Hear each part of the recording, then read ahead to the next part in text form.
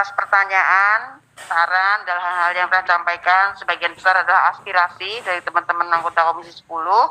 Kita mulai dari Pak Dirjen GTK. Silakan Pak Iwan. Terima kasih Ibu Pimpinan dan semua anggota Komisi 10 atas pertanyaan-pertanyaannya. Ada beberapa hal yang mungkin dapat saya sampaikan di sini. Yang pertama dari Pak Putra tadi terkait dengan lulusan terbaik di daerah prioritas yang tadi disampaikan Pak Deputi Pak Alex, itu terkait nanti dengan rekrutmen baru ya.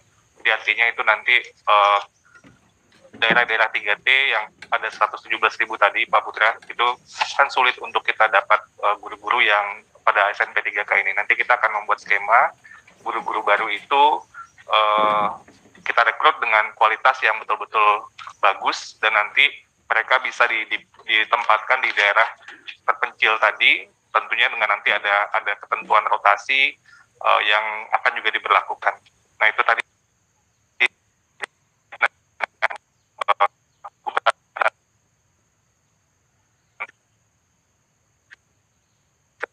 dibandingkan yang SNP 3K. Jadi kualitas kita jaga di situ, Pak.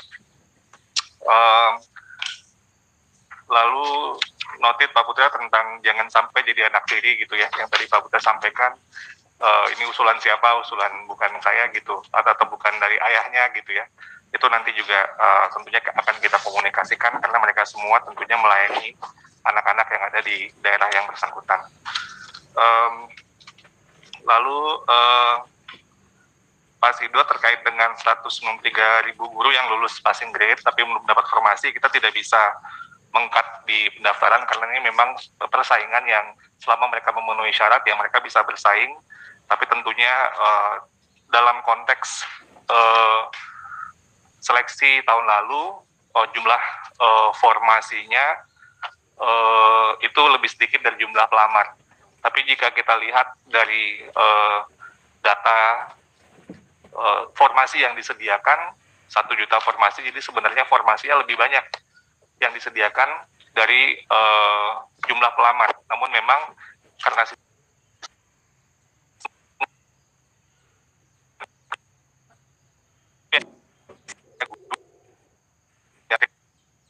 dapatkan formasi. Terkait dengan guru-guru daerah terpencil dan tunjangan khusus tadi Pak Sidot, itu memang ini ya Pak. Pertama saya ingin menyampaikan bahwa di Kemendikbud kita tidak saja mengacu kepada indeks ketertinggalan di pemerintah, di Kementerian Desa, tapi juga kita memiliki indeks keterpencilan yang tentunya di sini lebih memperbesar kemungkinan daerah-daerah terpencil untuk mendapatkan tunjangan khusus. Namun juga kita perlu mencatat realitas di lapangan bahwa ada 2 standar. Secara politis kadang-kadang desa tidak mau lagi dianggap sebagai desa tertinggal karena mereka ingin pembangunannya berkembang. Namun ketika berbicara anggaran mereka tiba-tiba balik lagi gitu. Nah ini kan sebuah kondisi yang juga menjadi tantangan kita dalam pelaksanaan. Tapi tadi saya sampaikan kita memperbesar kemungkinan dengan ada indeks keterpencilan Pak di Kemendikbud. Jadi sehingga itu menambah kemungkinan yang tadi hanya dari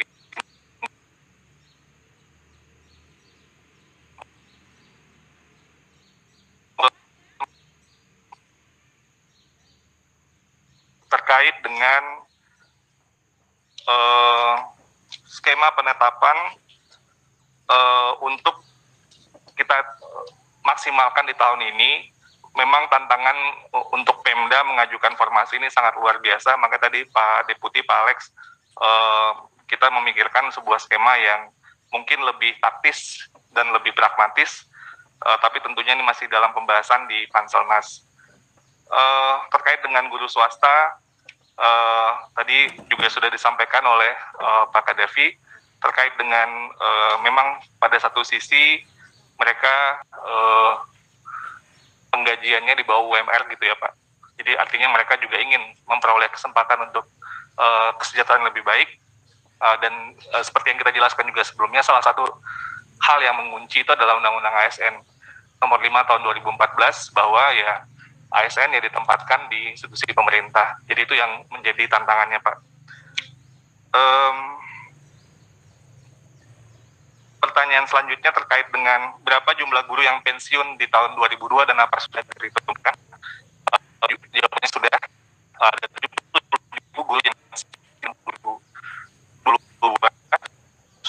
di angka 758.018 formasi yang tadi kami sampaikan. Lalu terkait dengan guru disabilitas yang tadi dari Bu Tina itu sudah termasuk, bahkan kita memberikan afirmasi khusus guru disabilitas tadi. Ini mungkin terkait masa kontrak, mungkin dari Pak Deputi, Pak Alex mungkin bisa menyampaikan, tapi tentunya kita mengacu pada PP 49 2018 pasal 37 bahwa paling singkat untuk P3K adalah 1 tahun, artinya bisa lebih dari itu dan dapat diperpanjang kembali.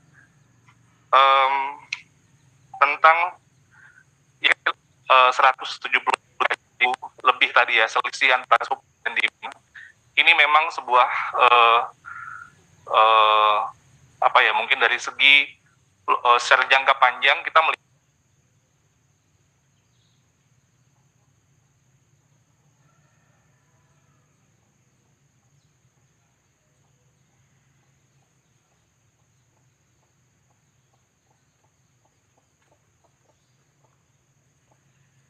bagi Pemda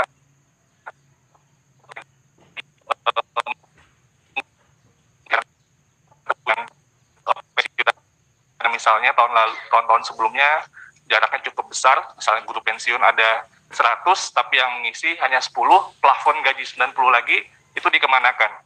Dan jika itu terus berlangsung secara berkelanjutan, maka sebenarnya cukup besar anggaran yang tadinya untuk pembayaran guru ASN PNS, mungkin golongan pensiun itu golongan 4 ke atas yang lebih tinggi, itu sebenarnya bisa digunakan untuk guru-guru yang baru, yang plafon gajinya lebih rendah.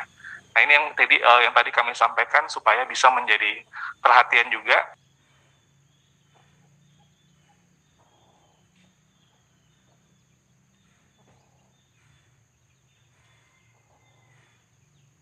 Akan semakin besar dari waktu ke waktu. Ini juga menjadi catatan kita dalam hal penggunaan anggaran pendidikan yang juga sudah ditransfer langsung ke daerah. Saya rasa demikian yang bisa saya sampaikan. Terima kasih Bu Pimpinan, saya kembalikan. Assalamualaikum warahmatullahi wabarakatuh. Interupsi Pimpinan. Waalaikumsalam, silakan. Penekanan saja disampaikan Pak Sidot, jadi perhatian saya. Mungkin bisa dijawab sekali lagi terkait dengan 193.954 guru lulus tanpa yang tidak dapat formasi itu, jalan keluarnya apakah nanti kita menunggu formasi dari daerah, kita menggunakan pola breakthrough rekrutmen guru, artinya ditetapkan oleh Kemendikbudristek. Yang kedua, 193.000 ini mereka itu sudah masuk dalam penggajian di 2022, yakni 12,22 triliun, atau mereka tidak masuk jika tidak dapat formasinya. Terima kasih. Yang kedua dulu Pak, masuk, jawabannya masuk. Ya. Dan yang pertama 193.000 tadi, gimana Pak tadi? Apakah menunggu formasi? formasinya Oh, kita tentunya mengupayakan skema yang lebih atau ini Pak ya. Penetap kalau bisa ya itu nanti dengan skema yang baru yang sedang kita pikirkan itu Pak Putra. Dari Kemendikbudristek. Skema yang nanti akan ditetapkan oleh Pan RB. Iya betul dari yang data kami tentunya. Sehingga tidak usah nunggu dari daerah lagi ya. Itu harapannya Pak. Jadi karena kebutuhannya itu real sebenarnya. Oke. Jadi itu yang dan Kementerian Keuangan kan juga sudah mengalokasikan sebesar kebutuhan tadi itu. Kalau good news kayak gini harusnya Pak Iwan bicara tadi, sampaikan itu. Terima kasih. Ini ada mudah-mudahan bukan ini ya, bukan apa namanya, karena ketentuannya kan usulan formasi itu harus dari kabupaten kota kan.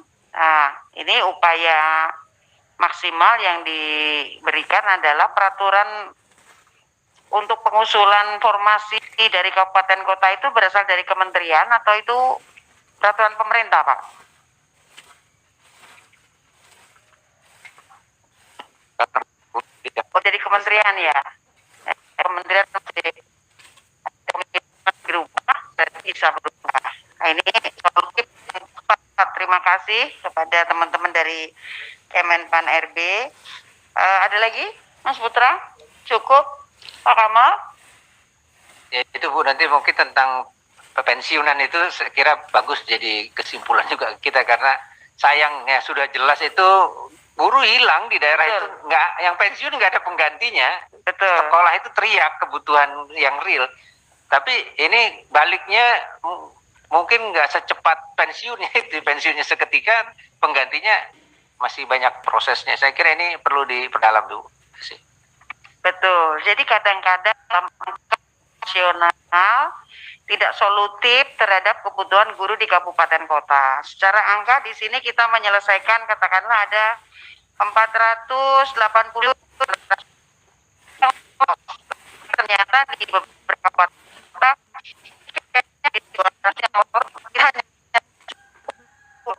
banyak juga yang nggak lolos. Nah, mungkin lebih detail Pak Iwan dalam kesempatan yang lain kita membutuhkan data itu sehingga teman-teman kalau resep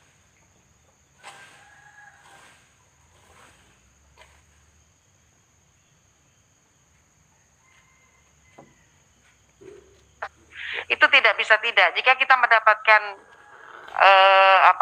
data detail per kabupaten tempat kita, paling tidak tempat kita dapil itu ikut memberikan ketentraman bahwa jangan menyalahkan pihak ini karena masalahnya ada di sini, Bapak Ibu sabar karena begini, karena begitu, dan lebih banyak supaya Bapak Ibu guru yang hari ini belum dapat format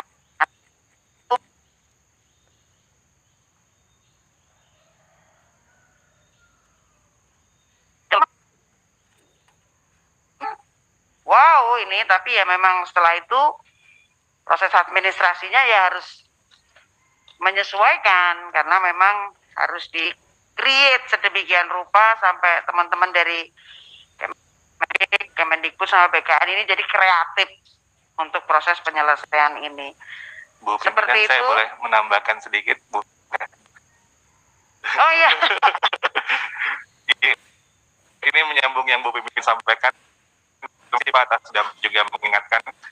Saya ingin menyampaikan juga di sini, saya juga kita koordinasi, terutama ini dengan PAN RB dan kementerian terkait, bahwa supply dan demand tadi Pak, jadi guru itu pensiun, terus langsung bisa diganti sama guru yang diganti. Jadi nggak ada lagi nanti ruang untuk, wah nggak bisa harus guru honorer. Jadi skema ini akan kita jalankan.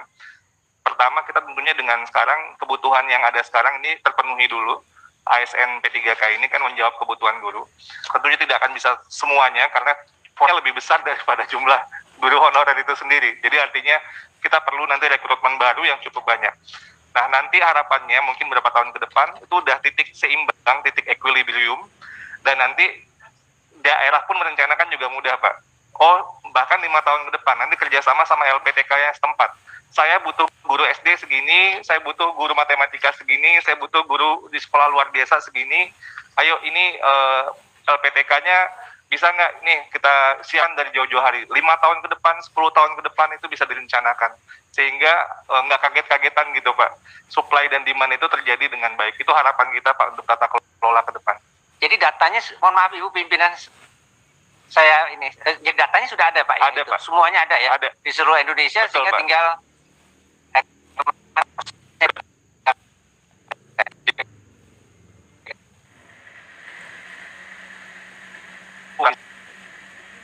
misalnya ke tempat Bu Hetifah di Kalimantan Timur, ya. berbicara dengan kepala dinasnya, kita saya tanya guru pendidikan khusus, pendidikan luar biasa, Pak Kepala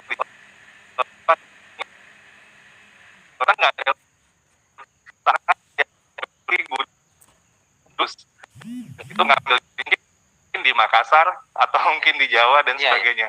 Ketika saya data itu hanya 38% provinsi yang memiliki universitas LPTK-nya punya prodi pendidikan luar biasa atau pendidikan khusus. Artinya Ada time schedule-nya Pak untuk sampai titik keseimbangan itu? ada Pak. Ada ya? Ada, betul. Ini mudah-mudahan bisa lebih cepat. Ya. Nah, tentunya dengan koordinasi Iya. antar lintas KL, Pak. Terima kasih, Pak Kamal. Makasih. Terima kasih, Bu Pimpinan. Terima kasih Pak Iwan.